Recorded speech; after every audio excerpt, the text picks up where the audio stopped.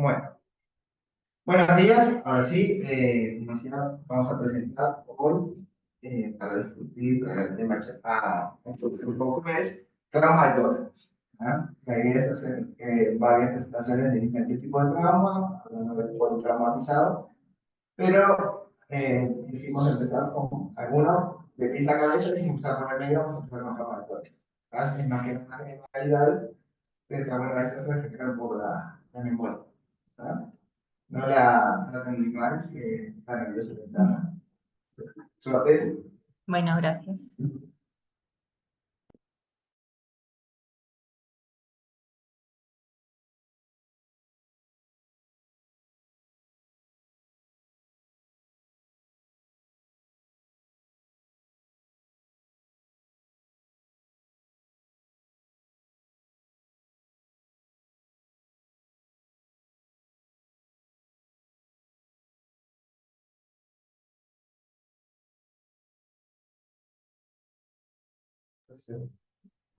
¿Se ve bien ahí?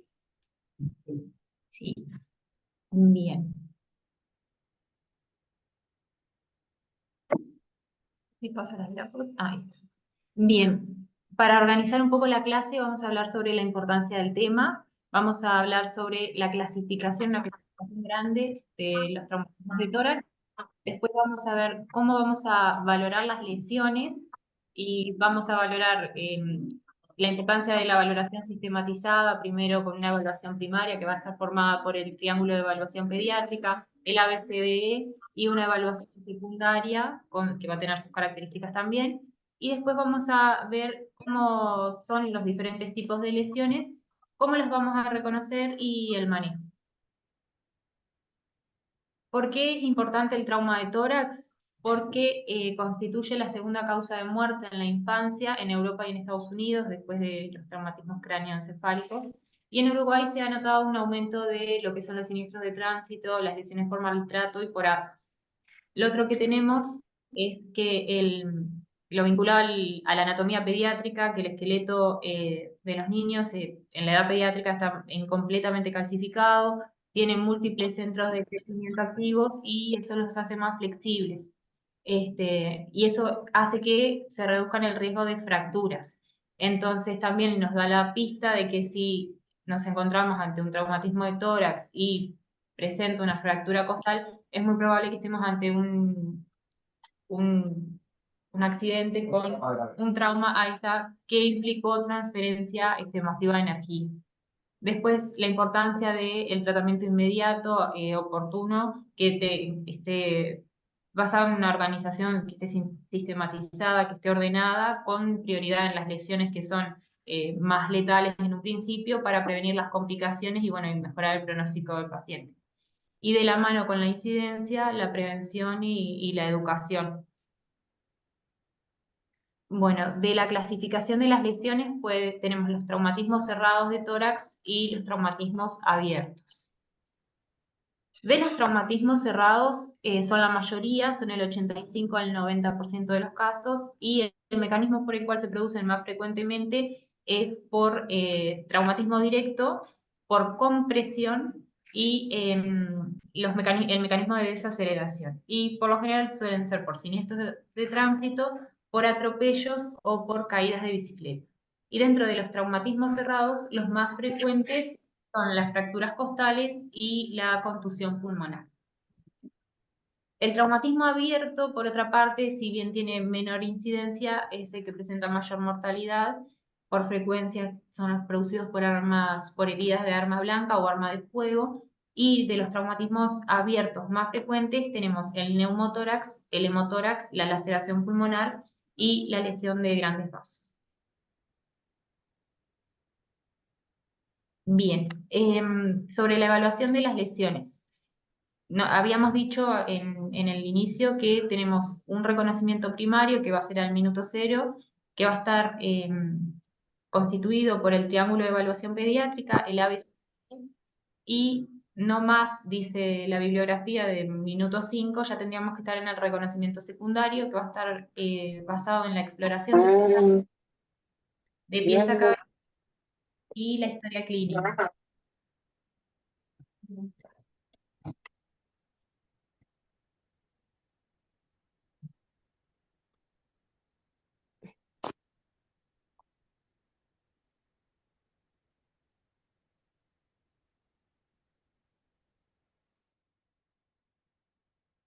Bien. Entonces, de la evaluación primaria, nuestro objetivo va a ser ver cuáles son aquellas lesiones que tienen riesgo vital inminente y la resolución rápida. ¿Cuáles son? Es la obstrucción de las vías respiratorias, el neumotórax a tensión o neumotórax abierto, el taponamiento cardíaco, el bolet costal y el hemotórax masivo. Bueno, ahí tenemos para compartir. Una imagen de un balazo, un accidente de tránsito, que son las causas más frecuentes de trauma de tórax en la infancia, ¿no? O sea, por suerte, o sea, por suerte no. Se ha visto un aumento del maltrato, de denuncias por maltrato a niños y el traumatismo de tórax es algo muy frecuente por golpe. Los accidentes de tránsito, los niños no escapan a la realidad del Uruguay como una de las primeras causas de mortalidad en nuestro país. Y además, aunque ahora se encuentra más extendido, no es tan extendido como debería el punto de contenciones para los niños y los adultos, menos y en las motos que no deberían circular. Lo de la imagen de la derecha simplemente es un arma de fuego alojada en un timón, que no hay mucho para hacer.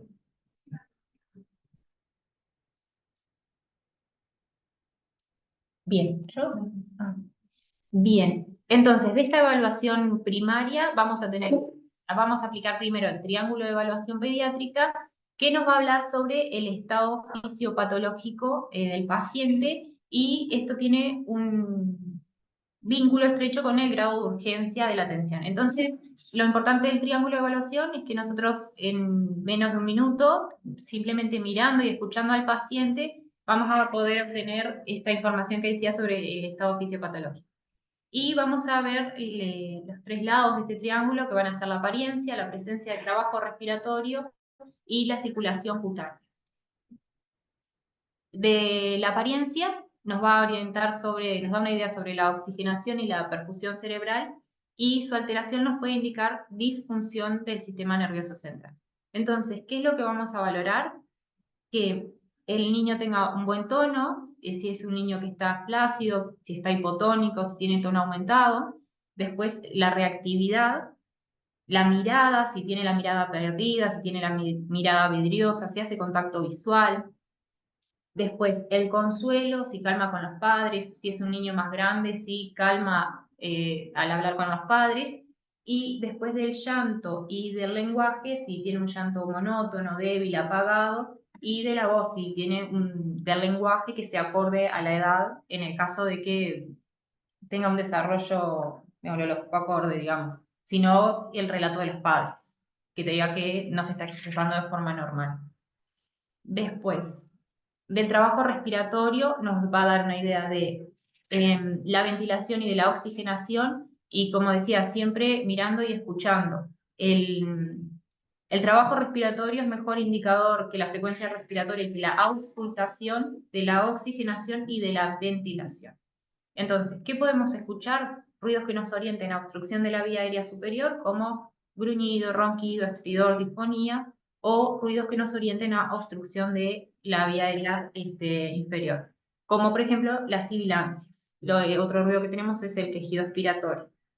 Y después lo que podemos ver, si el niño presenta tirajes altos, bajos, que presente aleteo nasal, que presente postura normal, como la postura de trípode, que no tolere el decúbito, que presente cabeceo, que presente posición de olfateo como para abrir más la vía aérea. Eso sería todo lo de respiración, trabajo respiratorio. Y después la circulación nos orienta a cómo se encuentra el gasto cardíaco y la perfusión, si son adecuados. En los casos en los que el gasto cardíaco esté comprometido, el organismo pone en marcha mecanismos que son compensadores con una redistribución del flujo hacia el corazón, cerebro y riñones. Y eso se va a ver manifestado en la piel, como palidez, como cianosis o piel moteada, como vemos ahí en las imágenes, cianosis y la piel moteada.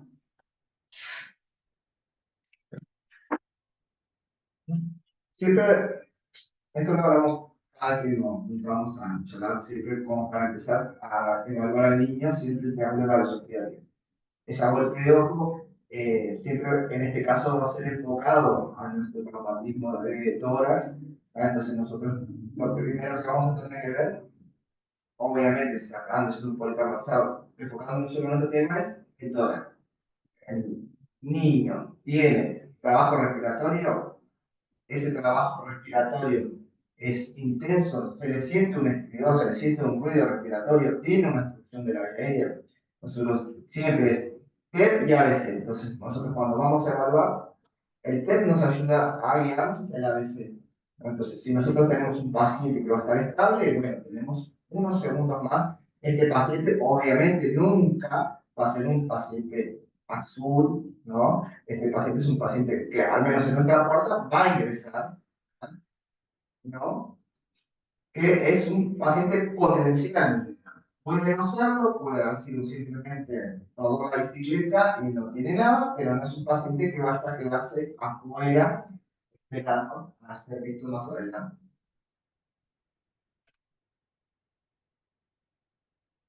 Bien, y ahí tenemos el ABCDE.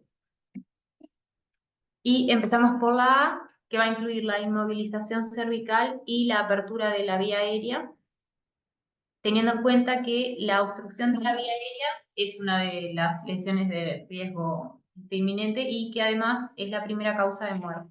Entonces, vamos a identificar si presenta obstrucción, si presenta vía aérea difícil o si presenta trauma, y lo que vamos a hacer, el manejo en la A va a ser la apertura de la vía aérea, la aspiración de las secreciones si precisa, y en caso de necesitar la colocación de cánula orofaringea. Después, en la B, vamos a valorar la optimización de la ventilación y de la oxigenación, y dentro de la B las lesiones que tienen riesgo vital inminente tenemos el neumotórax a tensión o neumotórax abierto, el hemotórax a tensión y el bolet costal. Bien, neumotórax es la presencia de aire en la cavidad pleural que va a hacer que el pulmón colapse. En pediatría es poco frecuente y tiene un pico de incidencia en el periodo neonatal. Y los podemos clasificar en iatrogénico o adquirido, que puede ser por un traumatismo penetrante o por procedimientos diagnósticos, o espontáneo, y ahí puede ser primario o secundario a alguna patología. Después, lo vamos a clasificar en neumotórax simple, atención o abierto. El neumotórax simple es aquel en el que tenemos una pequeña cantidad de aire y que no vamos a tener compromiso ni respiratorio ni circulatorio. El neumotórax a tensión ya presenta más aire en el espacio pleural y lo que va a pasar es que entra aire pero no va a poder salir y eso lleva al colapso del pulmón. Y en el abierto tenemos una herida que va a ser de tipo abierto, que va a permitir la comunicación del espacio pleural con el exterior, y lo que sucede es que cuando el espacio, el orificio en el tórax supera los 2/3 del calibre de la tráquea, el aire va a entrar por el orificio del tórax y no por la tráquea. De la clínica, el neumotórax simple puede estar asintomático, tener un dolor pleurítico y, bueno, y grados variables de insuficiencia respiratoria. El neumotórax a tensión, si ya tiene signos de dificultad respiratoria, puede tener enfisema subcutáneo, timpanismo, desviación de la tráquea y del latido cardíaco, inestabilidad hemodinámica, hipotensión, shock, el murmullo disminuido, taquicardia y disminución de los tonos cardíacos. Ahí en la radiografía. Yo para darle color a la historia. Bueno, es para dar un poco de color, o sea, describiendo el paciente, nosotros tenemos que practicar siempre el paciente, ¿no? Y siguiendo la historia, lo primero que vamos a ver, como está descrito perfectamente, es la vía aérea. Este niño, ¿fue un politraumatismo o fue un traumatismo directo de tórax? Si fue un politraumatismo, vamos a tener que ver esa boca, a ver, que no tenga un diente adentro, que no se haya roto algo dentro que esté excluyendo la vía aérea. Si fue un accidente de tránsito y el niño rodó en una zanja, que no tenga tierra dentro de la boca, cosas que obstruyan la respiración, para ver si nosotros lo podemos sacar o simplemente tenemos que poner un tubo de tórax, el tubo de tórax no, un tubo de intubación orofaringea en ese niño, ¿no? Terminamos con esa parte, nos aseguramos la vía aérea, bueno, vamos a la parte B. La parte B es la parte respiratoria. A ver, el niño tiene elementos de neumotórax y hipertensivo o atención, que es el que nos preocupa, que es el que lo mata, ¿no? Por orden de mortalidad, construcción de la vía aérea lo mata primero y después esto, el B es lo que lo mata segundo y que probablemente nosotros no lo veamos tanto porque generalmente del traslado hasta acá o ya se murió o no lo tenía. Pero si lo tienes, a manejar. Entonces vamos a ir a ver, el niño tiene un tórax asimétrico. ¿Tá? El niño. Vos lo mirás y el lado derecho no ventila y el lado izquierdo sí. ¿Tá? Hay un enfisema subcutáneo, nosotros lo palpamos y se siente el crack, crack, crack. ¿Tá? Todos estos elementos, los elementos obviamente de protección y shock, que nos hable de que aparte de un neumotoras y atención, tenga alguna otra lesión. La angurgitación yugular, cuando el tórax tiene un neumotórax de tensión, eso comprime el corazón, comprime los vasos y eso hace que la sangre no circule correctamente y se produzcan esos elementos, la regurgitación yugular y eso. Entonces nosotros tenemos que ir viendo el paciente y la gravedad del paciente y vamos a ir viendo cómo se va deteriorando el paciente a medida que pasan los minutos. Sigan. Bien. Y ahí en la radiografía podemos ver el pulmón colapsado, en caso de acá no, radiografía no, pero entonces, Sí, podemos hacer la radiografía, la radiografía que viene desde nosotros, pero probablemente nosotros no esperemos hacer una radiografía para hacer el tratamiento, porque la radiografía puede demorar minutos en venir y eso el paciente lo mata. En caso que nosotros sospechemos de que tenemos un neumotórax hipertensivo, lo que vamos a tener que hacer es hacerlo normotensivo, o sea, hacerlo abiertos, que es lo que vamos a ver ahora después. Ahí está. Bien, si es simple, analgesia y oxígeno. Si es atención, lo que decía Pablo, estabilización selectivo con una toracocentesis descompresiva y después se pone el tubo de drenaje torácico. Y si es abierto, lo que hay que hacer es el sellado de la herida. Y la toracocentesis descompresiva, lo que se hace en realidad es con el paciente en decúbito supino, se pone el brazo por encima de la cabeza, se pone la mascarilla al 100%, y lo que se va a hacer es introducir, previa colocación de anestésico local, se pone una boca 14-16G que va conectado a una jeringa que va a tener un poquito de suero fisiológico, se pincha en el segundo espacio intercostal en la línea medio clavicular en ángulo de 90 grados y para topografiar es en el borde superior de la costilla inferior y se va aspirando hasta que se vea el burbujeo, que te indica que estás en el lugar. Y después se retira la aguja y se puede conectar a un sello de agua o una válvula de Heimlich, o si no, se puede hacer, bueno, mediante la llave de 3 vías con el extensor, y después de eso se pone el tubo de drenaje pleural, una vez que quede isotensivo. Como se ve ahí en la ubicación, y esto es la forma de una válvula de Heimlich, si no... Sí. Abajo tenemos la válvula de Henry, y si no, arriba, es simplemente lo abrís y lo pones, lo unís a extensor. a un extensor, o sea, es lo que lleva el suelo para nosotros, ¿no? Y lo bajás acá en un vaso con agua con suelo, para que la salida quede por debajo del agua, ¿tá? Para ver el burbujeo. Esto lo que va a hacer es que va a empezar a burbujear y cuando, si tenemos suerte, se respalda el pulmón y eso no deja de igual nosotros nos vamos a sacar, nosotros, nuestro objetivo, nuestra aporte es estabilizar al paciente y trasladarlo a un sistema de tercer nivel. ¿Por qué? Porque nosotros, todos los pacientes que podamos tener pueden ser de solución quirúrgica o si este paciente resolvemos esta parte, vamos a ver los y puede ser de banco de sangre, todo eso nosotros no lo tenemos.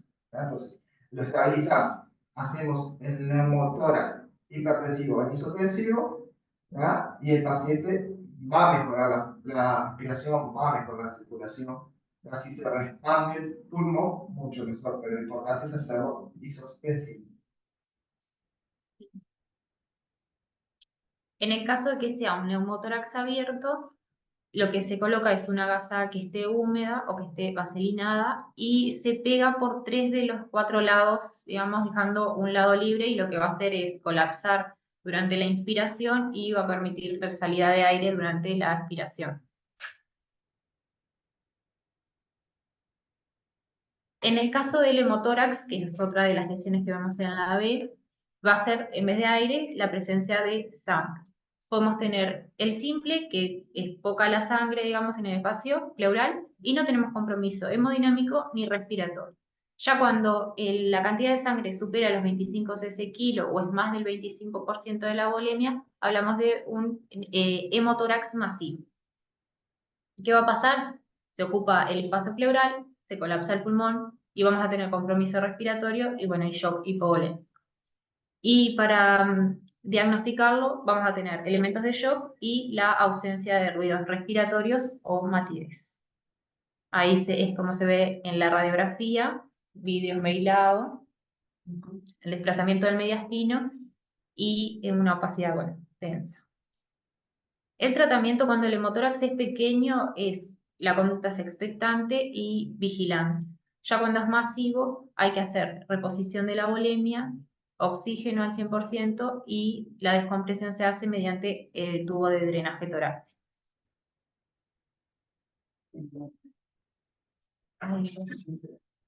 Ah, bien. Bueno. El tubo de drenaje el objetivo va a ser acceder al espacio pleural mediante una inserción que se va a hacer, se pone un tubo y el objetivo es drenar aire líquido pus. Ahí se evita la compresión del pulmón y se contribuye a la reexpansión. Ahí agregamos el tamaño del tubo pleural basado en el peso, y después del procedimiento, primero tener todo el material, confirmar el hemitórax afectado con la radiografía si se tiene, con la clínica, y después el paciente con el brazo del lado ipsilateral tiene que estar extendido sobre la cabeza y con el codo flexionado.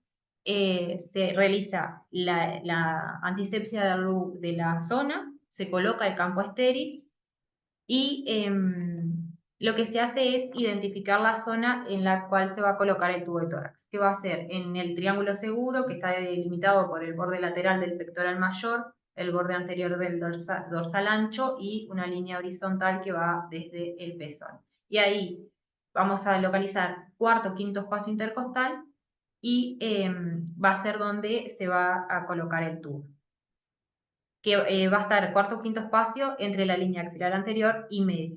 Vamos a estar ahí dentro de ese triángulo seguro.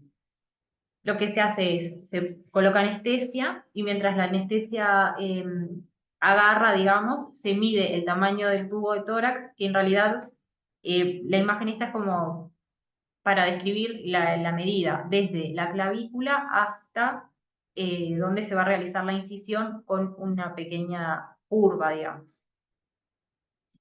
Y después la incisión se hace en el borde superior de la costilla inferior,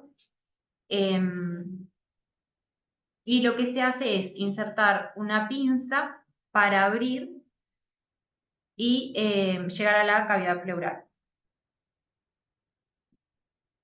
Después, con el dedo es que se sacan las adherencias y con el tubo agarrado con una pinza es que se inserta y se dirige.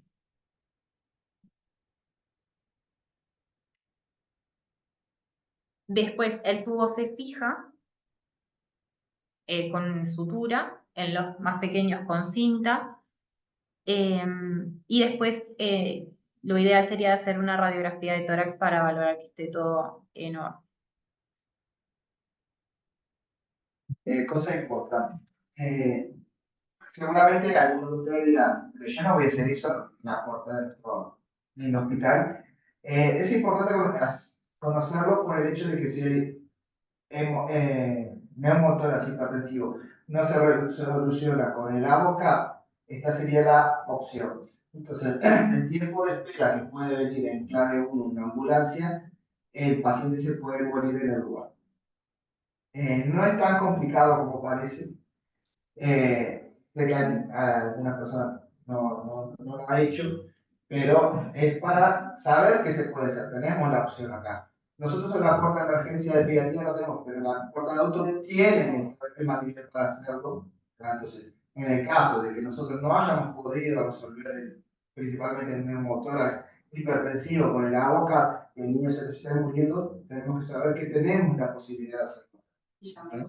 Llamamos a adultos, pedimos ayuda, ellos saben, han hecho más que nosotros, pero es bueno que nosotros sepamos cómo es la técnica y saber que tenemos la posibilidad de hacerlo. Sí. Bien, la otra lesión es el bolet costal, que es infrecuente en pediatría y se define como la presencia de 2 o más focos de fracturas en 3 o más costillas consecutivas.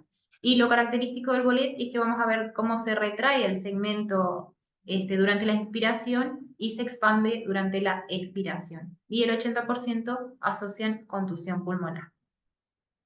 El diagnóstico es clínico radiológico, lo que vamos a tener son esos movimientos paradojales y van a ser dolorosos.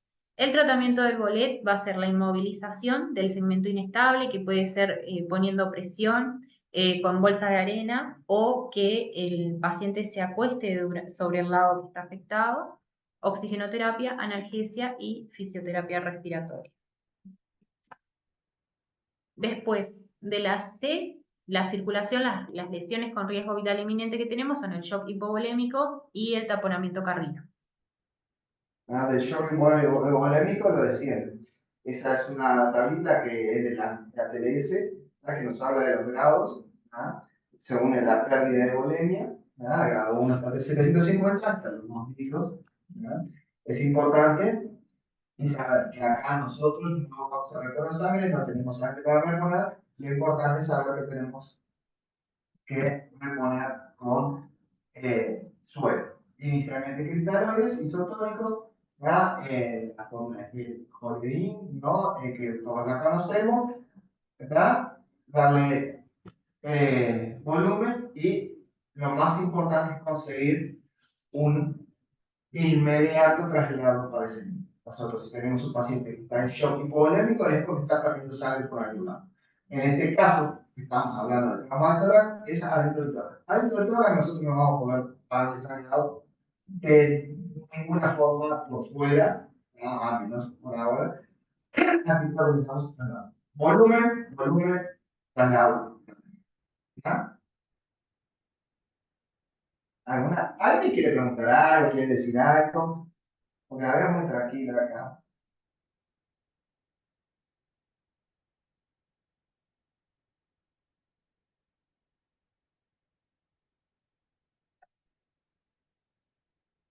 Bueno, seguimos entonces. Y bueno, la otra lesión es el taponamiento cardíaco. Lo que se produce es una compresión cardíaca porque tenemos sangre en el pericardio. Estamos concentrados.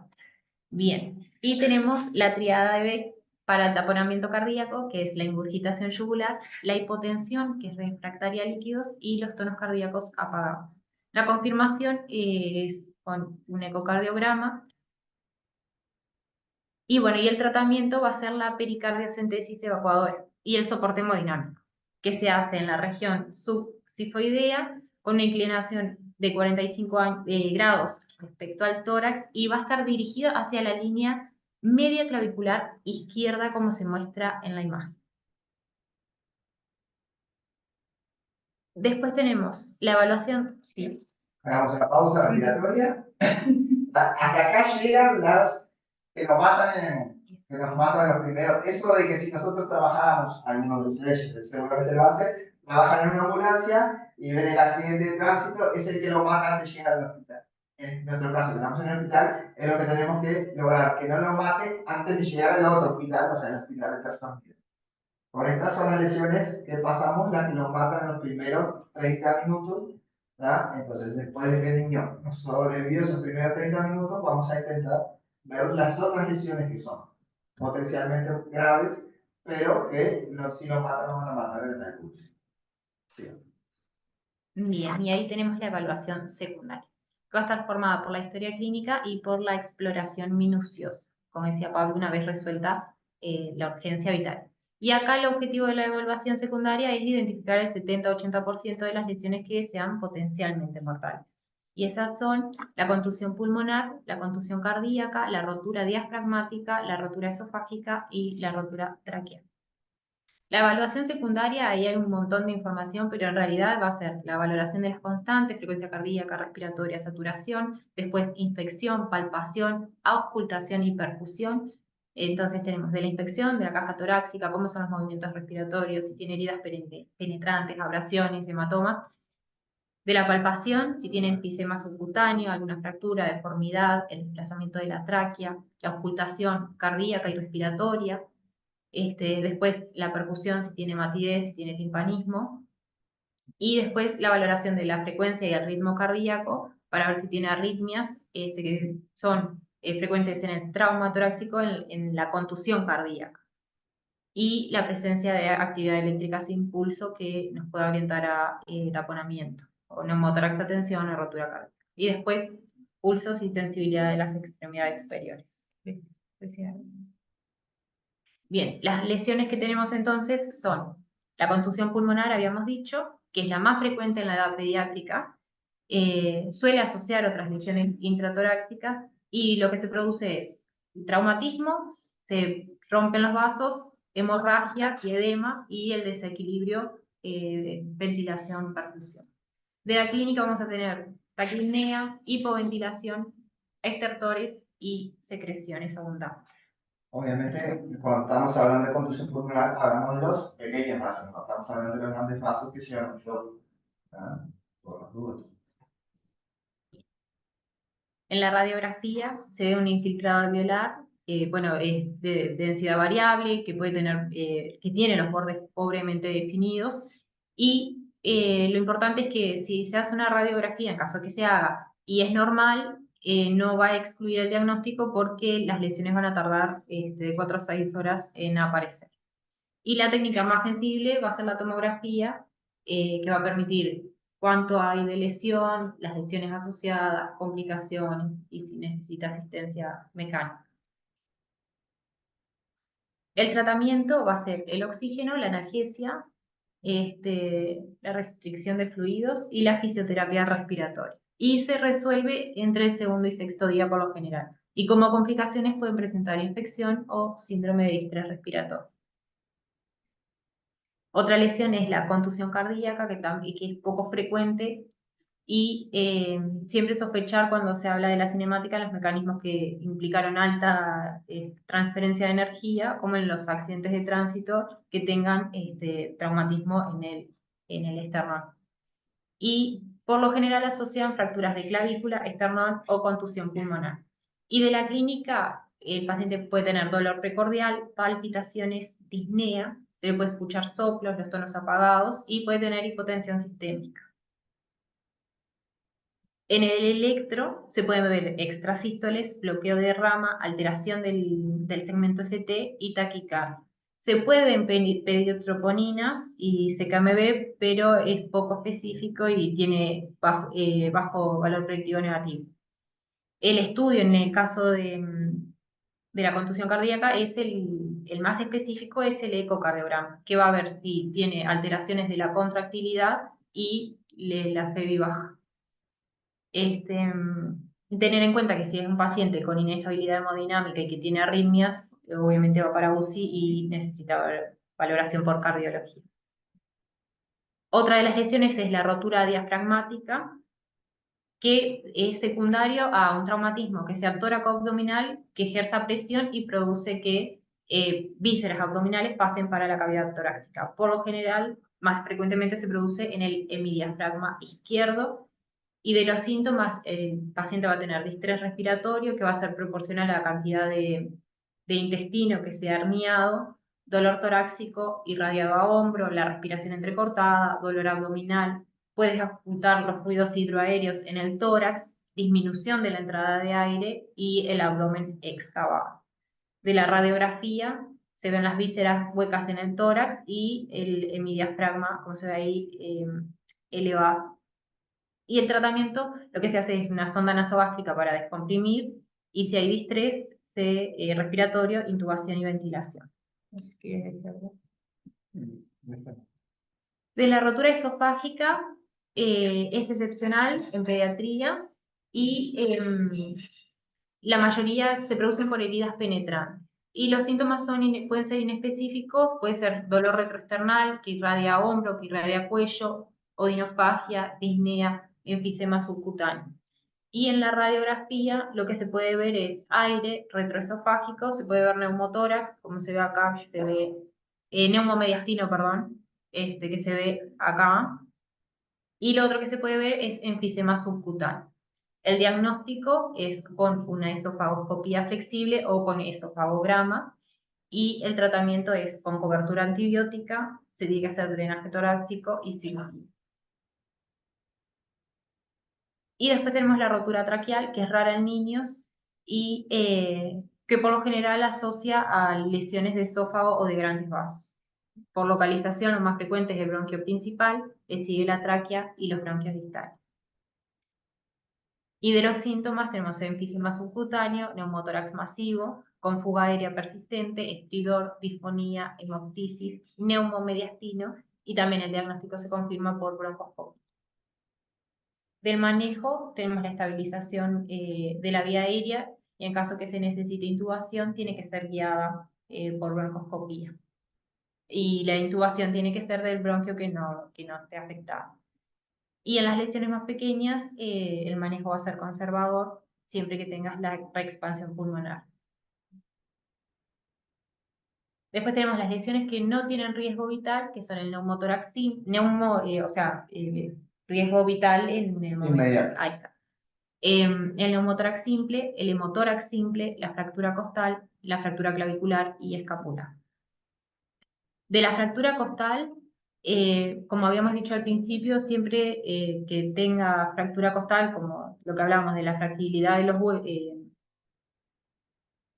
que los huesos son más La flexibilidad. eso, la flexibilidad, siempre sospechar que hubo alta transmisión de energía. Entonces, en las costillas superiores siempre sospechar lesiones de grandes vasos o del árbol traqueobronquial, y las costillas bajas que pueden tener lesiones abdominales asociadas o rotura diafragmática. El diagnóstico clínico radiológico, se realiza oxigenoterapia, analgesia y fisioterapia respiratoria. Ahí vemos la fractura costal. Esto es en realidad lo que se ve acá, el callo óseo que orienta fractura ya evolucionada. Este caso es de un niño que en realidad recibió maltrato. Y estas son como se ven las fracturas recientes, la flechita gruesa acá. Después, la fractura clavicular, y tener en cuenta que puede tener estructuras intratorácicas, lesión de estructuras intratorácicas asociadas, como del esófago o de grandes vasos. Y después tenemos la fractura escapular, que es infrecuente, pero también puede tener asociadas lesiones de la arteria axilar, el plexo braquial y contusión pulmonar. Las fracturas, las que inicialmente son todas inmovilizaciones y traslado, no se hace mucho, demasiado. Y bueno, no mucha cosa más. Felicitarte, ¿no? Muy buena clase. Si hay alguna pregunta, que pregunte ahora, ella va a responder todo lo que quieras saber.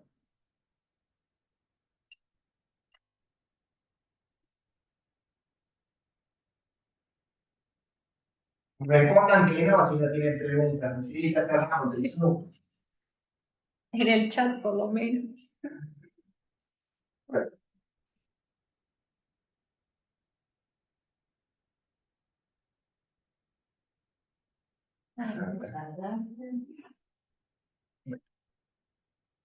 Bueno, muchas gracias por participar. Nos estamos viendo la próxima charla.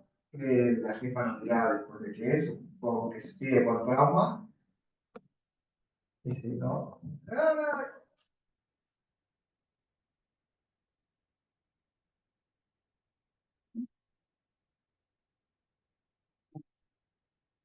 ¿Ah?